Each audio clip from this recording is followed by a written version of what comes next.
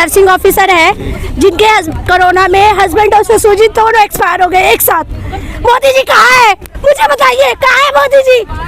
बड़े फूल बरसाए था, ये बरसाई, ये करा वो करा, क्या करा मोदी जी ने?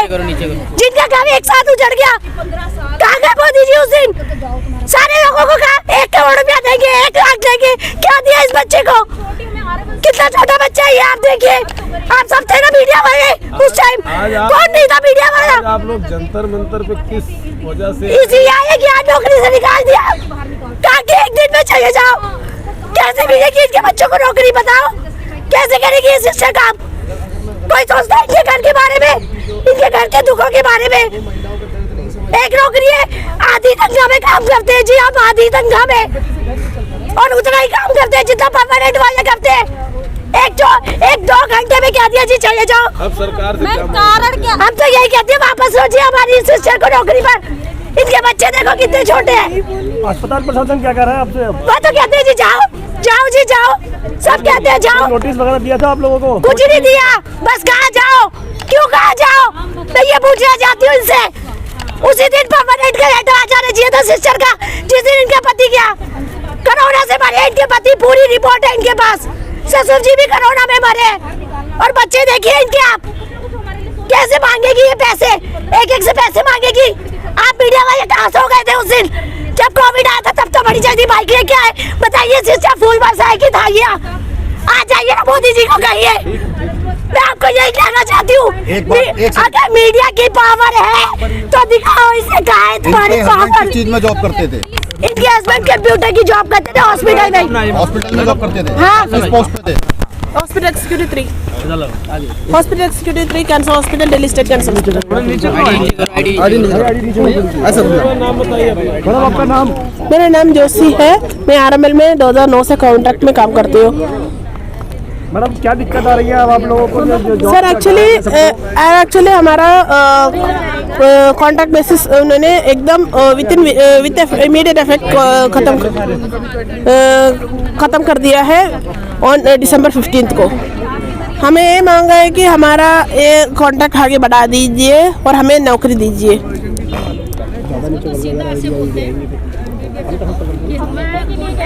आपके हस्बैंड की जो डेथ हुई थी तो किस टाइम, उसमें क्या कौन सा टाइम था? 2021 अप्रैल का, सेकेंड कोविड वेव का स्टार्टिंग में।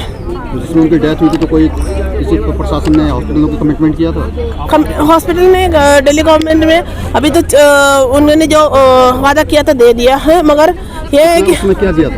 1 CR दिया। मैम आज आप लोग वहाँ जो प्रोटेस्ट है, हाँ जी, वो किस लिए प्रोटेस्ट है? क्या वजह रही है आपके यहाँ प्रोटेस्ट में? हमारी डिमांड है कि आरएमएल हॉस्पिटल में नर्सिंग ऑफिसर्स हैं हम सब। हमारी डिमांड है कि हमें वापस से हमारा टर्मिनेशन हमारा वापस लें और हमें जॉब पे दें। अच्छा, तो मैम जी आपको टर्मिनेशन दे दिया है, ये अचानक दे दिया है या पहले से आप कंफर्म किया था? नहीं, हमें कोई भी कंफर्म हमें नहीं किया। एक महीने पहले का नोटिस दिया जाता है सभी जगह निकालने के पहले, लेकिन हमें कोई भी टर्मिनेशन हमें निकालने के पहले कोई नोटिस नहीं दिया गया। विथ इफ़ेक्ट कर दिया गया कि विथ इफ़ेक्ट आप इमीडिएट विथ इफ़ेक्ट मतलब निकल जाओ तुरंत। जो हमारे ऑन ड्यूटी पे थे लोग, वो ड्यूटी पे भी उन लोगों से बोला गया कि फ़ोन कर करके कि भाई तुम लोग निकल जाओ। जो ड्यूटी पे आने वाले थे उन लोगों को भी फ़ोन करके मना कर दिया गया। मतलब हमने जो हमारा टर्मिनेशन लेटर था वो हमने रिसीव भी नहीं किया है। अभी किसी बंदे ने रिसीव भी नहीं किया, हमको रिसीव करने के लिए भी नहीं बुलाया गया कि आप अपना लेटर रिसीव कर लो। हमें इस तरीके से फ़ोन पे ही हमें फ़ोन पे ही कॉल करके जो है इन्फॉर्म कर दिया गया कि आप अपना लेटर मतलब आपको टर्मिनेट कर दिया गया है, और हमें लेटर को रिसीव करने के लिए भी इन्फॉर्म नहीं किया कि भाई आ जाओ, भाई ले जाओ। 1 महीने पहले कोई नोटिस देते हैं, ऐसा हमारे साथ में ऐसा कुछ नहीं किया। तो कब से काम कर रहे थे? हम 2009 से हमने ज्वाइन किया था। 2009 से अभी तक हम काम कर रहे थे। 15 तारीख को हमें क्या नाम है 15 दिसंबर को हमें टर्मिनेट कर दिया गया इमीडिएट। हम ऑन ड्यूटी पे थे हम 15 तारीख को ऑन ड्यूटी पे लोग थे। उनको मॉर्निंग ड्यूटी करके सब चले गए। इवनिंग ड्यूटी में जो था उनको बोल दिया गया फ़ोन करके कि भाई नहीं आना है ड्यूटी पे, करके उनको निकाल दिया गया। हमें पूरे 14 साल हो गए यहाँ पे काम करते, 15वां साल हमें लग रहा है। 14-15 साल से आप काम कर रहे थे, बीच में आपको कभी ऐसा नहीं लगा कि हमें हटाएंगे, कुछ ऐसा हमारे साथ कभी हुआ ही नहीं, वरना हम अपनी जॉब को सिक्योर करके कहीं और जॉब फॉर्म भरते। इतनी बार हमने क्या नाम से एग्ज़ाम कंडक्ट कराते, है ना। जब हमारे पास हमारी एज थी तब हम उस टाइम हम सोचते कि भाई चलो, सोचते हैं सब कि भाई चलो और फॉर्म भर दिया जाए, है ना, कि भाई हमारी एज है। लेकिन ऐसा हमें कुछ दिखाया ही नहीं गया कि भाई तुम्हारे कभी निकाल दिए जाओगे या कुछ करेंगे। कंटिन्यू हमारा रिन्यूअल था, हर 3 महीने में रिन्यूअल होता था, तो हर 3 महीने में हमारा रिन्यूअल कर करके हमको आगे करते गए। इस तरह करते करते हम आज 15 साल, हमें पूरे 14-15 साल हो गए हमें यहाँ पे काम करते। अचानक से फिर हमें टर्मिनेट कर दिया गया। जरूरत थी तब, हाँ, तब हमें ज़रूरत थी, हमें हमारा कोविड था, कोविड में हमसे काम करवाया। कोविड में हम पॉजिटिव हुए सारे के सारे, 43 के 43 लोग हम कोविड पॉजिटिव हुए। हमारे एक स्टाफ थी, उसके फादर इन लॉ होने के बावजूद आपने काम किया? हाँ, काम किया। हमें कुछ दिन पॉजिटिव होने के बाद भी टैबलेट खा के हमने काम किया। हम अपने घर भी नहीं गए कि ताकि हमारे बच्चों को या हमारे हस्बैंड मदर इन लॉ हैं, बूढ़े लोगों को कोई हमसे कोई इन्फेक्शन ना हो जाए। हम वहीं हॉस्पिटल में ही रुके, पूरे टाइम हमने काम किया।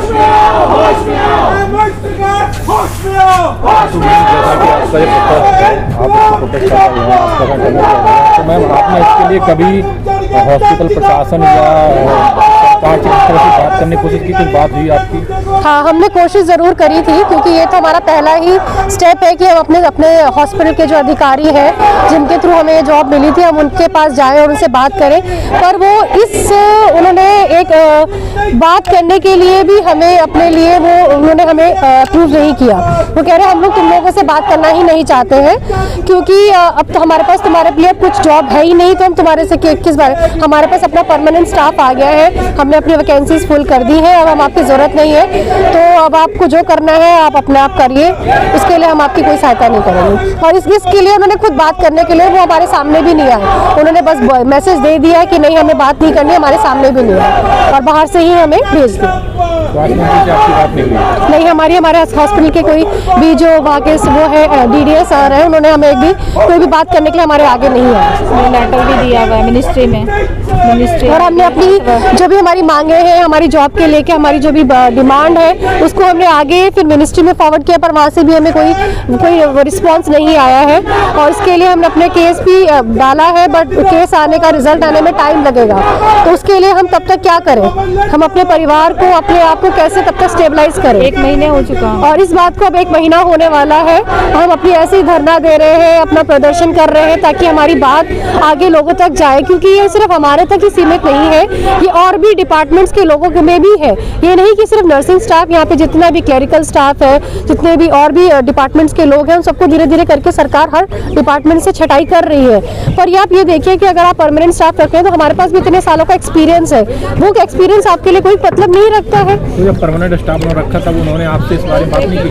नहीं, उन्होंने हमें ये पता तो रहता है कि परमानेंट स्टाफ आ रहा है, हमें हर बार डर तो लगा रहता है, बट हम क्या करें? हमने अपने आप को अपनी जॉब सिक्योर करने के लिए कई कोशिश करी, पर हमें बिल्कुल भी अंदाजा नहीं था कि हमारे को एक ही दिन में 2 घंटे के अंदर हमें टर्मिनेशन दे देंगे, क्योंकि उन्हें पता है कि हम कुछ ना कुछ तो आप कोशिश करेंगे। कोशिश तो हम अभी भी करेंगे, अपनी जॉब को सिक्योर करने के लिए हम अभी भी कोशिश करेंगे, क्योंकि हमें अपने परिवार को देखना है, अपने फैमिलीज को देखना है। कैसे करेंगे? एक तरफ सरकार कहती है सबका साथ सबका विकास और महिलाओं का सम्मान, क्या कहें? ये सब बातें बस सिर्फ बातें ही रह जाती हैं।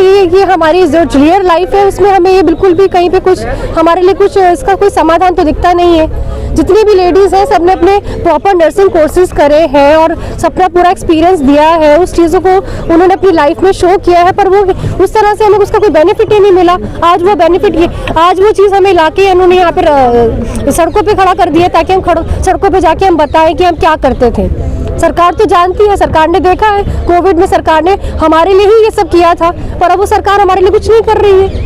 कोविड में जैसे ये लोग 5 किलो राशन फ्री दिए थे जनता को, और फिर अब जो है 2024 तक 5 किलो राशन 80 करोड़ जनता को ये लोग फ्री देंगे। नहीं, ऐसा तो हमें कुछ इसके बारे में कोई जानकारी नहीं है कि भैया ऐसे देंगे, पर आप ये सब ना दे के आप नौकरी दे दो इंसान, तो वो खुद ही कमा के ये सब खरीद सकता है। प्राइवेटाइजेशन जो इन्होंने किया है वो भी सरकार ने अपने बेनिफिट से ही किया है ना, उससे उनको ही फायदा होगा, आम जनता को क्या फायदा होगा? इंसान का जितना कमा रहा है उतना खा रहा है, उससे ज़्यादा तो इन्होंने कोई कमाई का सोर्स नहीं है हमारे पास। हमारी कमाई का सोर्स हमारी नौकरियां ही है ना, हम उससे हम कोई एक्स्ट्रा पैसा कमा रहे हैं, जितना उन्हें दे रहे हैं उतना हम ले रहे हैं। प्राइवेटाइजेशन करने के बाद सरकार को ही तो फायदा हो रहा है। हर जगह से ये प्राइवेट स्टाफ उठाते हैं, अपना काम करा लेते हैं, जब जरूरत है तब रखते हैं, उसके बाद निकाल देते हैं। प्राइवेट में ठेके से देते हैं, ठेके से इनकम होती है, ठेके से खाते हैं। सवाल है, अगर आपकी मांग को सरकार नहीं मानती तो आपका अगला स्टेप क्या होगा? देखो सरकार, ये बात तो हमें जहाँ तक हमें दिखता है अभी तक तो कुछ हमें कोई दिख नहीं रहा है कि सरकार हमारी बात मानेगी या नहीं मानेगी। हमारा काम है हमें सरकार, क्योंकि ये सरकार भी तो हमारे से ही तो बनाई हुई सरकार है। अगर सरकार हमारी बात नहीं मानती है तो लोग यही करेंगे कि दूसरी जगहों पे जाके जहाँ जाके प्रोटेस्ट करेंगे। सिर्फ हम ही लोग नहीं, और भी तो लोग हैं। हमारी ही सुनवाई नहीं, और जगह की भी सुनवाई नहीं है। सरकार अगर हमारी बात नहीं सुनेगी तो हम किसको सुनाएंगे बताओ? जैसा कि मैं देख रहा था सुबह उधर केरला के कुछ नाट्य सिंह सुबह केरला से आए थे, वो लोग भी सब प्रोटेस्ट कर रहे थे। मैं तो क्या आप लोग उनसे बात हुई आपकी कि साथ में प्रोटेस्ट करने की? जो केरला में भी लोग तो प्रोटेस्ट कर ये रहे सब राज्यों में ये सब सभी राज्यों अलग से जो प्रोटेस्ट कर रहे हैं, तो उन लोगों से आपकी बात हुई है, उनके साथ मिलकर करेंगे या फिर आगे आपका क्या? अभी तो हम जितने भी दिल्ली का ही जो नर्सिंग स्टाफ है या जितने भी डिपार्टमेंट के लोग हैं, खाली नर्सिंग स्टाफ नहीं, कॉन्ट्रैक्ट में दिल्ली में जहाँ पे भी जितना भी डिपार्टमेंट है, अभी सिर्फ उन्हीं को जोड़ के हम लोग चाह रहे हैं कि हमारी दिल्ली की सरकार ही हमारी बात सुन सके। बाकी राज्यों की जो समस्या है वो तो सब राज्यों में है और धीरे धीरे और राज्यों में भी जाएगी। इस माध्यम से हम यही दिखाना चाह रहे हैं कि ये सिर्फ दिल्ली की समस्या नहीं है, ये सब राज्यों की समस्या है, पूरे देश की समस्या? पूरे देश की समस्या है। ठीक है। शुभ नाम मैडम? विक्टोरिया। मैडम आपका? सीमा।